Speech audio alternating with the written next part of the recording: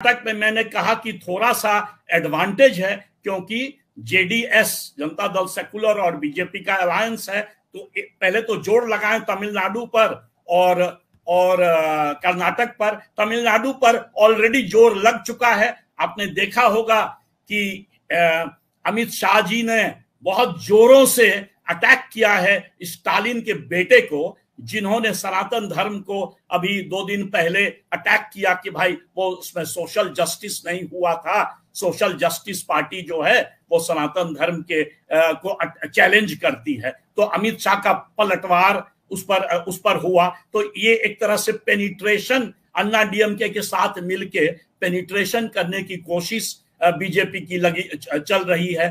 साथ ही साथ आंध्रा और तेलंगाना में कर सकते हैं, यदि वहां पे लोकल अलाइज मिल जाए जो कि केसीआर के भी खिलाफ हो तेलंगाना में और कांग्रेस के भी खिलाफ हो, वहां पर कोई लोकल छोटा प्लेयर मिल जाए तो फिर वहां कर सकती है, क्योंकि थोड़ा ट्रबल में है केसीआर सुनने में आया है।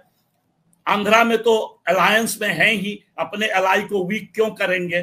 तो कुछ जगह है, बट परसेंटेज आपने कहा अजीत जी, तमिलनाडु में एक और अच्छी एक बात यह है कि भारतीय जनता पार्टी के साथ कि उनके जो स्टेट प्रेसिडेंट है वो बहुत ही डायनामिक है।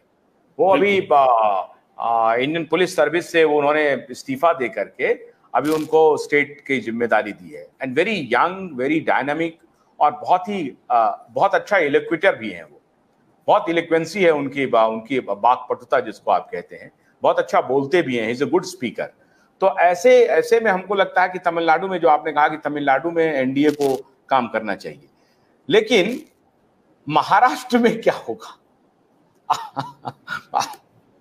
महाराष्ट्र में यदि दोबारा पूरा शिवसेना भाजपा के साथ आ जाए और याद रखिएगा कि शरद पवार का पार्टी ऑलरेडी डिवाइड हो चुका है, अजित पवार उस तरफ भाजपा की तरफ चले गए हैं, तो हो सकता है कि सिचुएशन बेटर हो जाए। महाराष्ट्र बहुत बड़ा स्टेट है, तो उसीलिए ये जो अटेम्प्ट हुआ है कि अजित पवार के साथ मिलकर अलायंस करना है, जबकि जो एग्जिस्टिंग शिवसेना है बीजेपी के साथ वो थोड़ी दुखी थी अजित पवार के आने पर, बट ये जरूरी था बीजेपी के लिए कि उसमें शरद पवार के पार्टी का डिवीजन हो।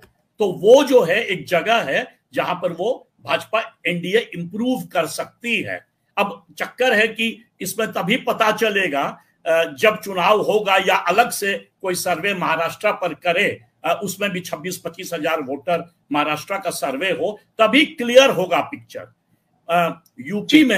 यूपी में फॉर एग्जांपल घोसी में कल उपचुनाव है, बाय इलेक्शन है, जहां पर कि सीधा बीएसपी नहीं लड़ रही है, बहुजन समाज पार्टी लड़ाई में नहीं है।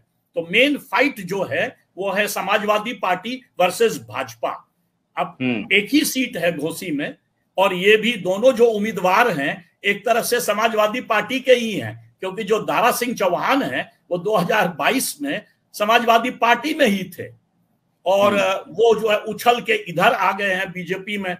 तो अब ये जो इस तरह का जो चेंजिंग ट्रेंड होता है, उससे पता चलेगा कि ग्राफ ऊपर जा रहा है बीजेपी का या पीछे आ रहा है। हमसे पूछिएगा तो यूपी में मैं कहूंगा सबसे सेफ स्टेट जो भाजपा के लिए है वो है उत्तर प्रदेश। जो चैलेंज है वो है बिहार, जो चैलेंज है वो है पंजाब। वहां अकाली दल भी जो है पहले एक जमाने में पावर में थी भाजपा के साथ, और अब जो है बिल्कुल नहीं। आप आ गया है, नंबर 2 पे कांग्रेस है, तो पंजाब हाथ से निकल गया है। हरियाणा में क्या सिचुएशन है, ये सब देखने के बाद ही पता चलेगा, और फर्दर सर्वेज और भी सर्वेज आएंगे।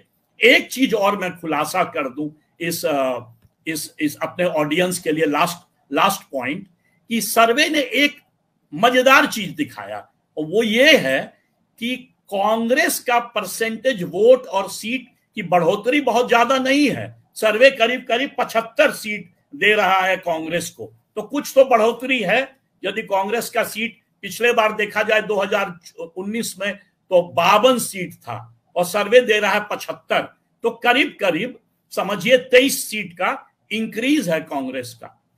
पर इंटरेस्टिंग कह रहे हैं कि कांग्रेस को अभी और यात्रा करनी पड़ेगी,